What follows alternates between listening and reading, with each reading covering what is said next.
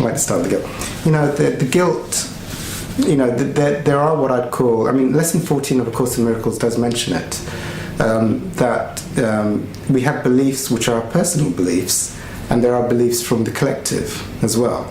So we have our own personal hell, and then there are beliefs that we share with the rest of the collective, and they tend to be like very, very common beliefs which everyone tends to have.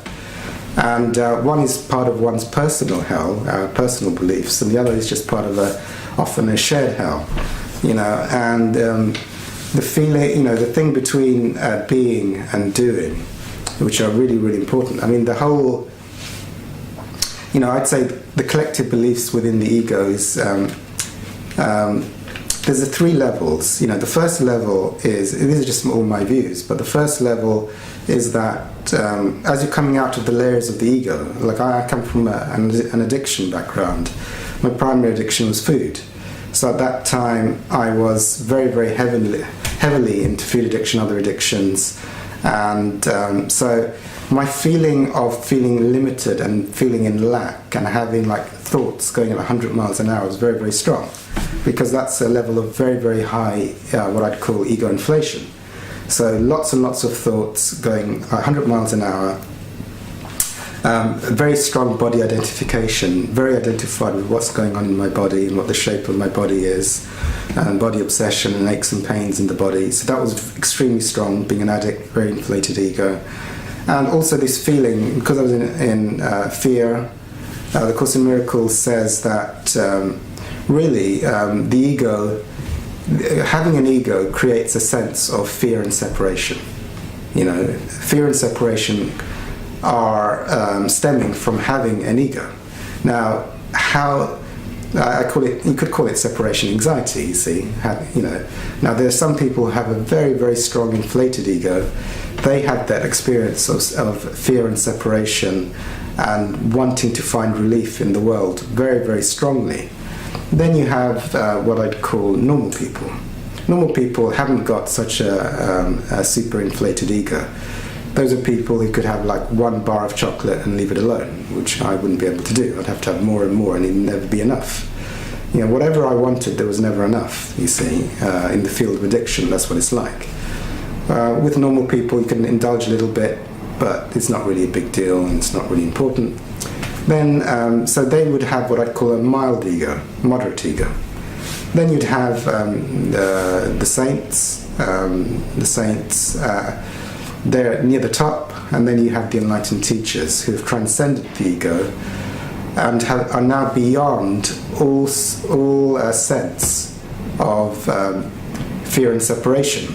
They no longer have any experiencing of separation, and they no longer have any experiencing of the negative emotions, fear, guilt, shame, pride, anger, resentment. All of those are gone. So they're in the eternal, you know, you could say they're in the eternal now.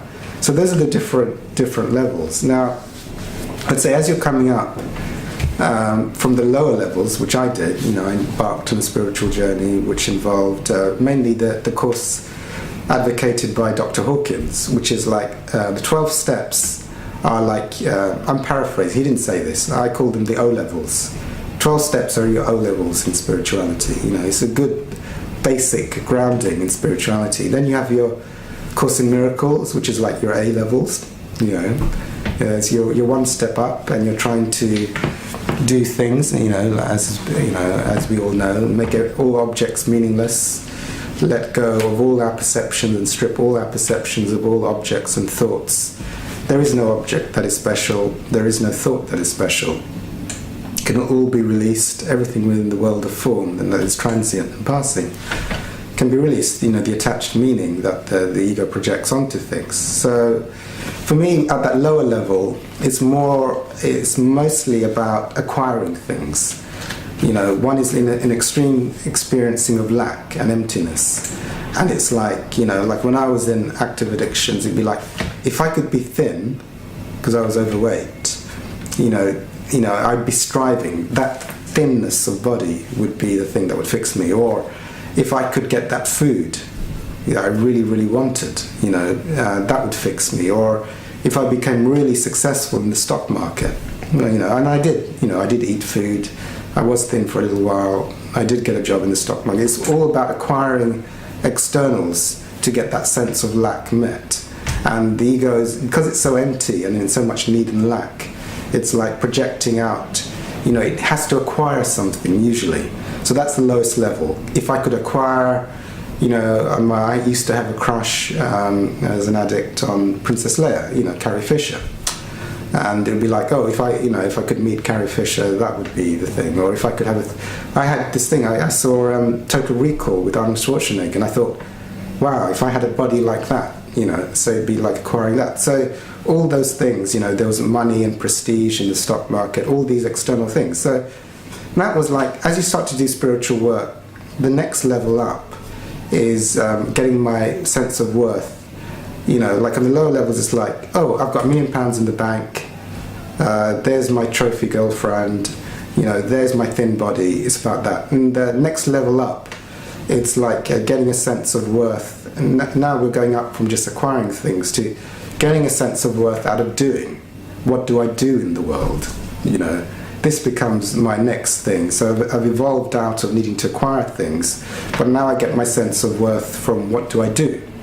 And this is something partly that I was doing in the stock market. It's like, when you normally meet people, I call them, I have a joke, I call the people out there muggles who are not doing spiritual work, because it's very much like, oh, what do you have or what do you do?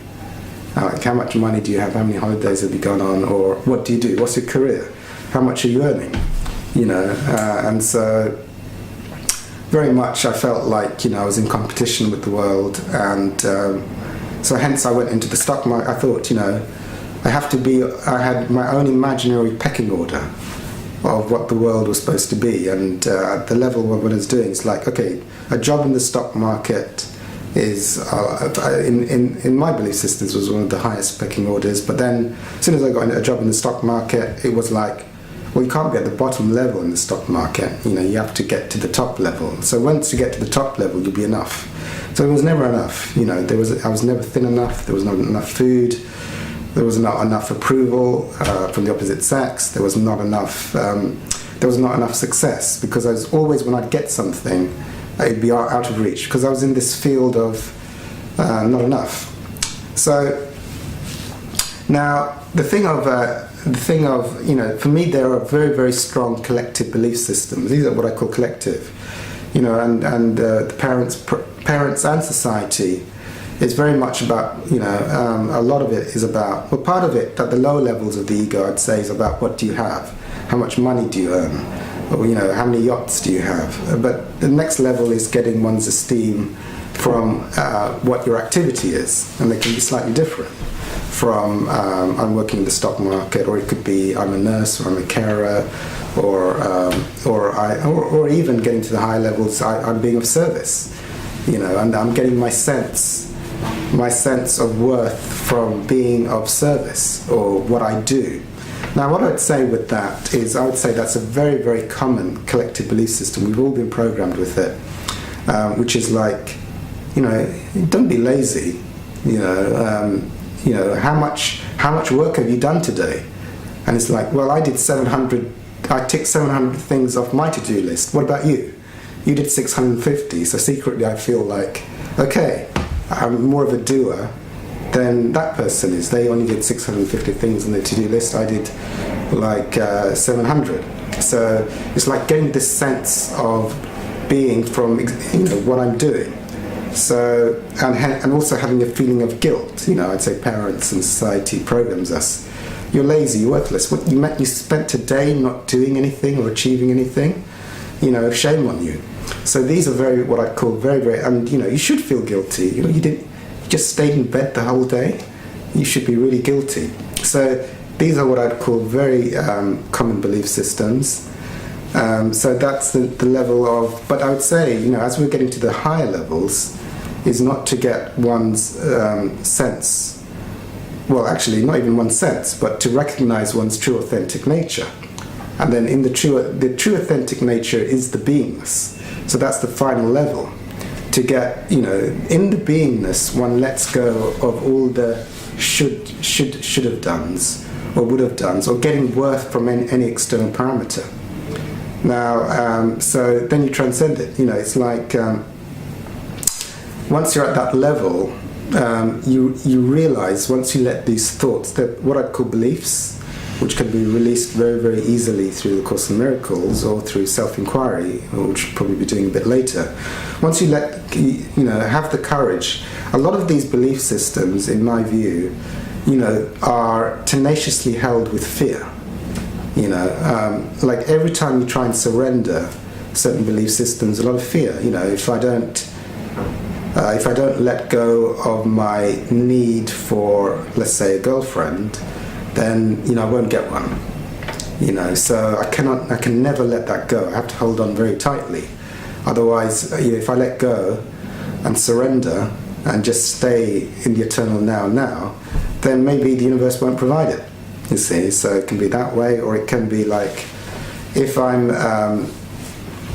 when you get to high levels, it's like, often if you're doing spiritual work, it's like a sense of worth comes from being of service and helping the world. Like, how many beggars on the street have I given some money to and some sandwiches to today? And yesterday I gave 3 sandwiches away, and today I haven't done any. I'm worthless. I should feel guilty. Bad me. I need to find someone to be of service to. So again, that's coming, I would say, from a belief system that the should have, feel guilty if you haven't done enough. Those are what I call they stop what I'd call the last level of enlightenment or being, because they're so pernicious, because you can never be still. You can never be 100% present, because these unconscious thoughts are conscious thoughts. Did you do enough today? You haven't done enough. Okay, you should feel guilty. Have you been a good enough saint today? Did you give enough sandwiches to the homeless? Oh, you didn't. Okay, well, you're now... So this kind of dialogue that goes in. Now, so in my view, following my teacher, my enlightened teacher Muji, he said these are one of, to get to that state of constant being, that's a really popular one. Like, you cannot be still and be in the present moment, to be in the timeless now, because you haven't done enough. You can't just be at peace right now. You haven't done enough to do actions in the day. So it's another stage of fear. I would say the fear, like, oh, I'm going to, all kinds of sub-beliefs may come up. Like, if I don't do anything today, if I'm just in bliss and in the present moment, I'm just going to sit in the bed, I'm not going to be of service, or I'm going to go to hell, or something like that, But that, I would say, is just, those are just projections that come from collective programming, or from religious ideas, or from parents.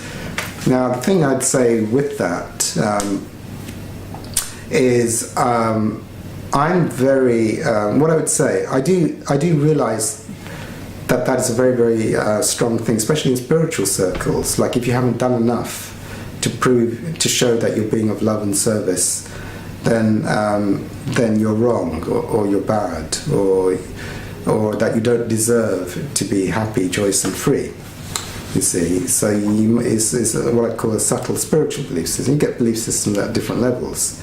At lower levels it could be money or acquiring something, but at the high levels, so I'd say if you want to get to the highest level, which is, like the Course in Miracles says, beyond time, beyond form, all limiting beliefs have to be released. And of course, every belief system has fear. And I would say, if someone is struggling with, like, it's like the universe has provided a perfectly peaceful and serene day with nothing to do. But then these thoughts, these persistent thoughts keep coming up. Well, you haven't done enough. You should be doing more. How can you justify your existence if you're not doing something right now? So as these thoughts come up, I would say, I sort of see, and some Course in Miracles teachers say, this world is a world for transcendence. This world is always going to be giving us lessons and thoughts to grasp onto, so that one can't be in the timeless now, in the peace, in the witnessing, in that which is eternal, in that which does not pass. So it's a hooking onto a thought, and then one takes one into ego. And then what I'd call, even though it's a subtle level of ego-inspired action, okay, let me go and run and try and find some work to do, or do some to-do list boxes to do, so I can not feel guilty, because guilt actually is a very low vibration. It's a self-destructive low vibration, and it's basically guilt, basically meaning I deserve punishment. So it's coming from, you could say it's coming from an anthropomorphic projection of God or parents, which is that you could say not that the universe is loving and eternal, but coming from God's going to wave his finger at you for just being present and eternal and just being in the beingness, being in the eternal beingness. So those thoughts come up towards the end, and they're often the ones that I would say spiritual seekers have, because if you're going to be spiritual, it's about how much love and service you're doing in the day. But I'd say to get to the level of enlightenment, you have to be in the eternal now and not hook into any thought. So you're in the beingness throughout the day. You don't trade the beingness for picking up a limiting thought and then going into guilt, because that would then indicate some kind of punishment for not being, often in religion, often from parents, if are you lazy, you haven't done enough, you have to do more, otherwise you're going to get punishment, possibly God's going to disapprove of you if you're not doing enough good works, possibly your parents are going to punish you for just being present and not doing lots of activities, and it's based on a lot of fears. You've got to do to survive.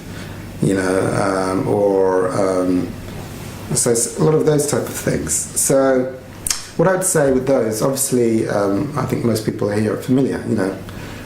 You don't have to let go of anything you don't want to do. But for me, enlightenment is.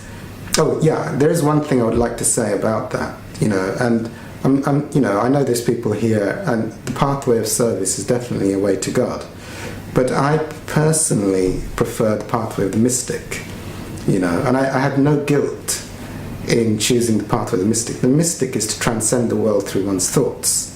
You see, like someone like Mother Teresa, helping all the starving children in Africa, what I call is the pathway of service, and that's an authentic pathway to God. But I have been drawn to the pathway of the mystic. So the mystics are, mystics, teachers of mysticism might be Eckhart Tolle. I'd say the Course in Miracles is a mystical pathway. Clear your thoughts and your perceptions of the world, clear out all your beliefs. Muji Ramana, some of my teachers from the East, are what I call mystical teachers. And there's a very famous I know you've heard about this, but there's a very famous mystic. So I want to share this so that people don't have guilt around being in the eternal now. And this is a guy called Dr. Hugh Len and Ho'oponopono. So this is a well-known mystic. You can find out about him on the internet, Ho'oponopono. I call him a mystic anyway, other people may disagree. And there was a prison in Hawaii with all of these criminals, violent criminals, really severe criminals. And Dr. Hugh Len was a mystic, and what he does is he clears his thoughts about his perceptions, basically. I would say it's like the Course in Miracles. He's just clearing his filters, he's forgiving everything he's picking up, So he got the files for all of the criminals in this prison, and he just picked up the files. This guy's an axe murderer, this guy ran someone over, and this guy is beat up his wife, whatever. And he had the case histories of all of these people, and he just did the inner clearing his through forgiveness, through letting go, through letting his judgments go. And I think this is a really, I want to give you encouragement if you're this thing of service, of doing. Service is all about doing, but I'd say also service is also at a very high level about being. So he just cleared his thoughts of these are bad people, these are wrong people. He forgave them all. He let go of tracking, he let go of all of his beliefs that these are bad people. And this is documented, and there's lots of stuff out there. Everyone in that prison left. He didn't go and meet them. He didn't go and meet them and say, look, you've got to stop killing people. Trust me, it's not a good idea. He just, without meeting them, he just cleared his thoughts on their files, and the whole prison in Hawaii was cleared out of serious mentally ill people. So what am I saying? So I'm really, really happy, I'm just sharing this, just to be in that. Oh, and also Hawkins did what's called, you may or may not be aware of muscle testing and kinesiology, which is a form of discipline, and he did calibrations to find out levels of truth of things, and through his muscle testing or kinesiology, he found that one enlightened person, i.e. at the level of pure beingness in the timeless now, counterbalances about 10 million people in negativity, and there's a scale for that, people like in active addiction. So they're light just by being in that sublime peace and bliss and that eternal oneness, just by being there, and they don't have to do anything.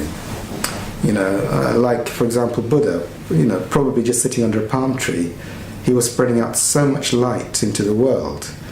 And his mother might have walked by under the palm tree and said, you're not doing enough, you should feel guilty, you're not allowed to sit under and teach people how to be still. But actually, that power of just being of pure presence, emits so much light out into the world. So I have, so that, when I realized that if you want to get to the highest level of beingness, you need to let go of these thoughts of, I have to be doing all the time. If I'm not doing, that's my worth. And then, of course, once you're in the eternal beingness, in the oneness, in the timeless now, then of course it's the universe's problem. You might sit there being blissed out, and you suddenly might get people coming up to you asking for blessings, and you just sit silently under a tree. That could happen. So to the ego, that's terrible.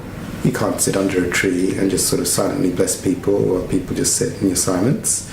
So you see, those are the thoughts that you get from the high levels, especially what I'd call, this spirituality is about how much service you've done today. So in order to get to those states of beingness and not pick up those thoughts of guilt, because why? I'd say those thoughts are coming from programs. You're not willing to fully let go of those beliefs. Because in order, like St. Francis said, in order to be a channel, in order to totally dissolve the ego, to dissolve all that is self-centered, all that is programmed, all that is held on in the ego with limits. Like, my worth comes from how much good I do today, my worth comes from how much money I've got, my worth comes from what partner I've got, whatever it may be. So it's like, in order to get to the beingness, the eternal now, even those thoughts have to be released, because it'll bring up fear and loss of a certain, there's the ego identity, and then one can be programmed with spiritual identity. Okay, I'm the most spiritual person in the room today. I've done the most service. I've helped the most people. And I never have an idle moment. I'm always doing stuff. So again, that's just a subtle. It's a higher level, but it's a subtle level, and one cannot be fully in the eternal now because one is just holding on to these thoughts which do not allow eternal peace. So it's like when you surrender everything, it's just the eternal now, and it's up to the eternal now what is said, what is done, what happens. So that's the last doorway. That's what I call the death of the ego. Where the ego goes, hey, you need me. You need me. You need all my programs. You need all my clever designs. You need all my control to go ahead. Yes, I do. Yeah. Sorry, do you? Yeah, sure. Thank you. Thanks. Yeah, definitely. I would say at the level of the saints, the ego is so rarefied that they hardly ever have a self-centered thought. They've done enough spiritual work. So 99% of the time, they still have a slight sense of self-center, which might come in very occasionally in a few circumstances at the very top levels. But yes, most of the time they're coming from the beingness. They're coming from just eternal silence, and just the universe is orchestrating their actions to be of love wherever they might be. As I was saying, I mean, these are all subjective words and people can argue with them, but my own view of pure beingness, I mean the absolute pure beingness, is enlightenment. So it's the total loss of the ego. The ego has been transcended, so there never is a self-center. So basically the universe is orchestrating. So one is in the pure beingness, and it's not like, there wouldn't be like, for someone at a lower level, whether an enlightened person just sits in a room with a handful of people, it doesn't really matter. Or whether they go out and seem to be feeding thousands of people also is equally, there is no ego, there is no self-center there. So I was really talking about the purest beingness. But yes, of course, there's different levels of consciousness, and as you get higher, the capacity to be self-centered in any scenarios tends to decrease. So maybe when you're giving sandwiches to the homeless, you're being purely in beingness, but then when it comes to receiving your pay from your boss, there might be some spark of self-centeredness that might creep in. So, but I was just talking at the level of pure beingness, but it was a great question that was asked. And so what I'm saying is that a lot of spiritual people have this guilt around how much service they're doing. And for me, teachers like Dr. Hawkins, also like, this is the thing, if you're in the eternal now, in the eternal silence, in the pure beingness right now, with no self-center, no hooking onto thoughts, time, body, anything. If you're on there, like, there was some research done, and these guys aren't enlightened, but by TM meditation. So I'm just putting forward, it's okay to be in the present moment, it's okay to be still, it's okay to be timeless. You don't always have to have the thought like, I have to be doing something, or I should feel guilty for not doing, because they did this thing, and Hawkins said 10 million people are counterbalanced just by being enlightened, just by you being in bliss and just being in the silence right now. You're counterbalancing. So that in itself is so powerful. But the TM people, this research is on the internet. I'm not quoting it accurately, but it's approximately this. They got about 4,000 people in Boston to meditate for 20 minutes a day. And they had done research before, like the violent crime rate in the surroundings tends to go down if enough people are meditating. So they had 4,000, they wanted to demonstrate and have proper research done on it to show that just by stilling your mind and being present and just being out of your thoughts, they got these 4,000 people, and the violent crime rate went down by 43%. Okay? So this is the thing, like the ego goes that you have to do. It's too guilty for you to be in pure beingness in the present moment, to be in the timeless now, to be blissed out. That's bad. Go out and give some sandwiches to someone, you bad person, you should feel guilty. You're not doing enough spiritual goodery out there. So, so if people, 4,000 people can take down the violent crime rate in a major city in the States by 40%. Just think of you letting go of all your negative thoughts. Let go of all your thoughts that allow guilt to come on. You see, so since I've been hearing this message for so long, I don't have any, for me, because I pursue the path of the mystic, to be in the timeless now, to be in pure beingness, to be in that limitless presence is enough. I don't need to hold on to a thought like, how much good have I done? In fact, I'd be quite happy to have Buddha's lifestyle, sit under a tree and have a few people to chat to. There would be no guilt, you see, because I am already fully convinced from spiritual teachers and spiritual research that just being at the highest level of consciousness is already a blessing to the world. You don't have to physically take action and feel guilty for not taking action, which is one of the major belief systems of the ego. Like, your worth comes from how much you do. In the beginning, it might be how much money you earn. Later on, it might be how many spiritual actions you've taken, and feeling guilty you haven't done enough. So it could go on to comparing yourself to the saints and saying, well, I haven't done enough, so I should feel guilty, I need to do more. So that's what I'd say with letting go of all thoughts and beliefs which stop me from being still.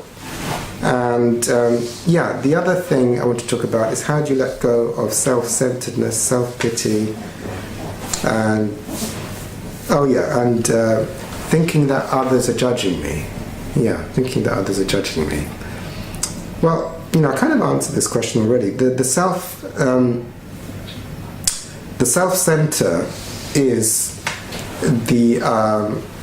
comes from giving energy or identification to the ego. Or another way of saying it through Course in Miracles is giving meaning to anything which can pass. Because, in the Course in Miracles we're going to that level which is beyond time and beyond form. So all things are passing. So thoughts are passing, body identifications are passing, images about what wants to happen in the future are passing, memories are passing, feelings are passing. So all of these are passing. So if one projects a meaning onto anything in the realm that is passing, whether it be tracking time, whether it be an image, whether it be a desire, whether it be body identification, as one starts to do, the ego becomes more inflated. So hence, the more one is identified with the ego, it's like what I call identification is putting fuel onto self-centeredness. If one becomes, high fuel is obsession. That's like a huge projected meaning and huge desired outcomes.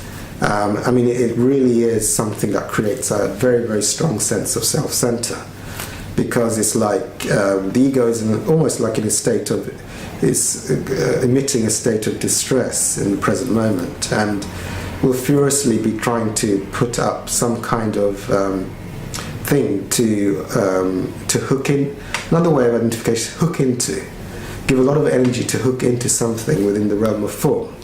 So it could be hooking into a future partner, it could be hooking into the body, it could be hooking into the passing stream of thoughts, it could be hooking into time, the tracking of time, or it could be into like, how many good deeds have I done today? So all of these things it could be hooking on. And if it's hooked into very, very strongly, then one goes into a lot of either fear or separation or a feeling of lack or requiring some circumstance to be different. So how do you let go? How do you let go of this? And also, as you start to get very self-centered, usually, like in addiction, like I've met drug addicts, and they often go to what I call paranoid. I remember once hearing a drug addict talk, and he said he was like, at the end, because he was so obsessed, he became paranoid. So he was like, he would lock himself up in a cupboard, and he thought that the CIA and MI5 were like all trying to spy on him, and he had to like hide in this cupboard all day. So you start to get these, paranoid thoughts like, everyone's judging me, or everyone thinks I'm bad, or everybody thinks I'm fat, or that person looked at me slightly oddly, I'm sure they hate me, or they're serial murderer or something like that. These kind of thoughts are quite normal because it's like as the ego gets more and more starved from the sunlight of the spirit, from the eternal now, it comes up with more and more desperate things, and it's going more and more into fear and more into sort of paranoid projections around the world, and fear around getting the things it wants. So that's quite normal. And as you start to do spiritual work, all of those things, Course in Miracles is very, very good, you see. I'll come on to that in letting go, Did that person look at me in a slightly funny way? Are they my enemy? And, doing spiritual work, you can start to clear that. Or doing spiritual work, like, I'm resentful at myself that I haven't done enough today. I haven't done enough good deeds, which is already a guilt, a resentment. You start to see that these are blocking off your eternal presence in the now. So let's quickly get into the practical, and this is probably going to be an introduction to how to dissolve self, and it will take us on to the next part, So one of the ways, like, let's say it's like, let's say someone was desperate to like get George Clooney, or someone was somebody was feeling like they're not doing enough, or whatever, they're not doing enough, so they should feel guilty, So there's many ways you can dismantle these aspects of self-centeredness, but I'd like to bring it back, because for me the Course is the last goal of the course is to get to that, to experience oneself as being beyond time, beyond location, and beyond form. So that which is beyond location, beyond time, and beyond form is beyond anything that can pass in this world. It must be beyond anything that can pass. So it's very, very easy. If you want to be 100% free, if you want to be in the pure beingness, in the eternal now, to let go of all the tyranny of the ego and all its thoughts and all its programs, is to know that anything that can pass before you, St. Francis said that what you're looking for is where you're looking from, or you could say there is something, this is not 100% accurate, but it's one way of doing it. There is a timeless, eternal observing of all things that can pass. Time can pass, thoughts can pass, feelings in the body can pass, memories can pass, projections can pass, objects can pass before it. But this presence, this eternal stillness, this observing or this witnessing, everything must pass before it, but it will never pass. So it's eternally present.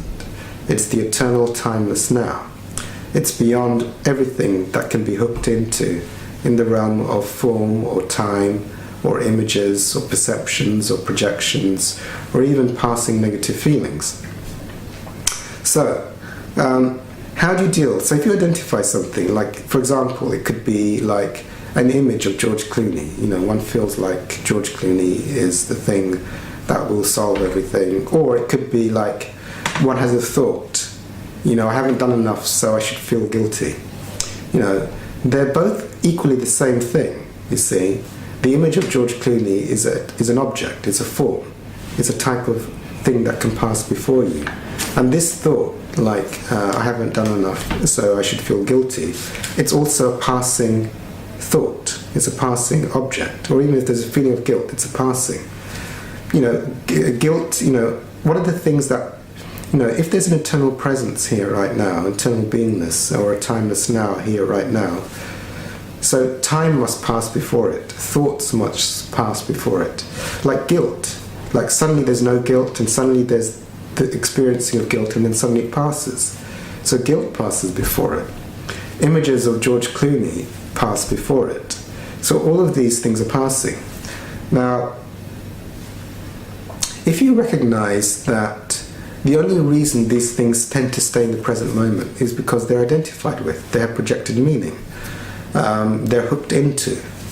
And if there was no hook, there was no projected meaning given to these things, they would have no power to stop the experiencing of that beingness, that timeless now, that eternal witnessing that is always here and that is not limited. So, how do you let go? Whether it be an image of George Clooney or a thought that I'm not good enough because I'm not doing enough, is you can, many of you will be familiar with. So you can use the Course in Miracles on anything. Sometimes one has fear to let go of something because it seems to be a part of the identity. It's like, it's good to hold on to the belief that the more service I do in the day, the better.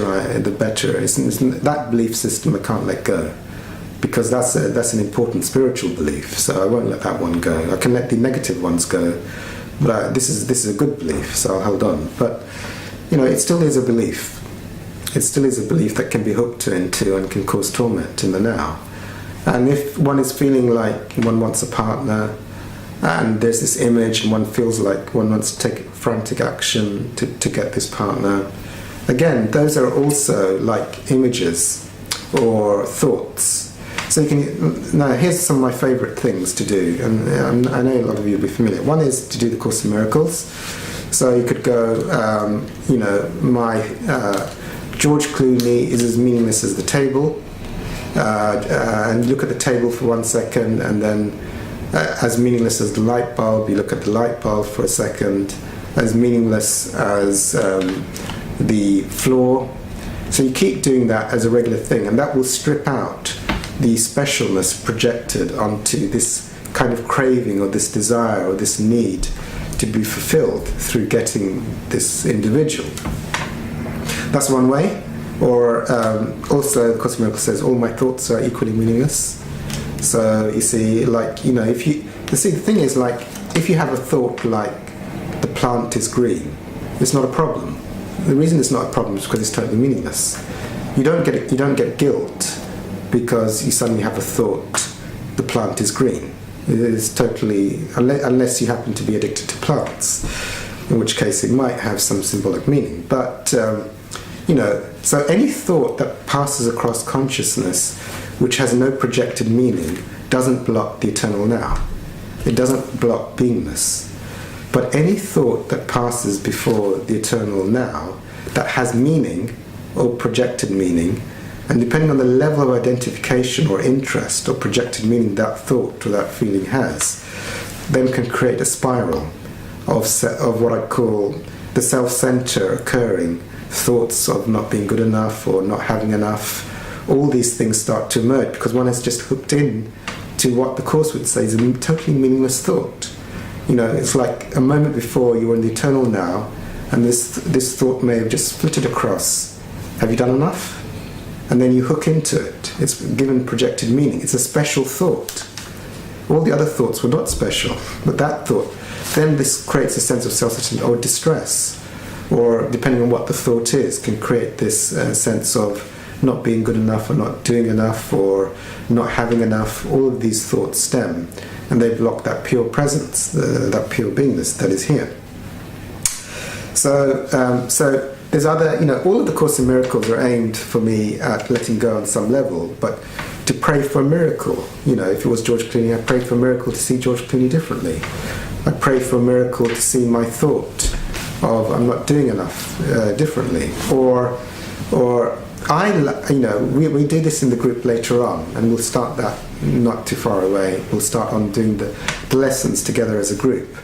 But, you know, one of my favorite lessons, you know, it talks about, you know, for me, all of these projections are illusions. You know, it's like they prevent one being in the beingness or in the timeless now. So it would be like, so one of my favorite ones, and I think it's from lesson 248, it's one of the lines, you know, my thought, and I'm just using it as an illustration. I don't actually want to marry George Clooney, but it's just an illustration. But it's like, you know, George Clooney is but what is it? George Clooney is but an illusion in my mind. You see, something like that. Yeah, we'll get onto it later on. Or lesson 14, I really love, for letting go of anything with identification. And lesson 14 says, now this is quite enormous, but anyone who does this lesson, I think, will find that it has great, great power. Lesson 14 of A Course in Miracles. Lesson 14 of A Course in Miracles says, some of the lines in there is, God did not create cancer, so it's not real. God did not create war, so it is not real. They're not real. They are not creations of God.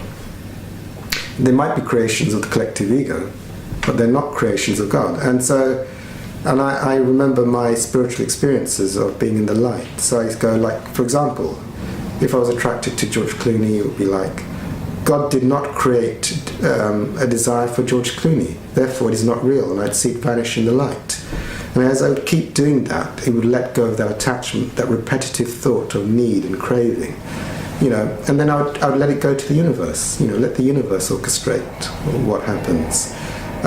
Also, you know, it can equally be used on a thought. God did not create the thought that if I haven't done enough, I'm not good enough, and therefore it is not real. And then I see it, and for me, I see it just disappear in the light. Nothing can block my eternal peace, because for me, it's like if there was a dualistic God, it would be unconditional love. And it would be like eternally, you know, it's not based on like God saying, how many good acts have you done today? You didn't do as many good acts as you should have done, so you should feel guilty. That's coming from a projection of punishment, you see. And it's also, when we get to the higher levels, in order to get to that timeless eternal presence, it's like holding on to a limit, not trusting the universe that if you fully let go of everything, I'm not saying it's going to be easy to fully let go of everything, but if you fully let go of everything, you let the universe handle what happens next. And it could be that you end up in a great job with lots of money and nothing to do, or it could be that you end up being of service somewhere, or it could be that you end up in a hard job.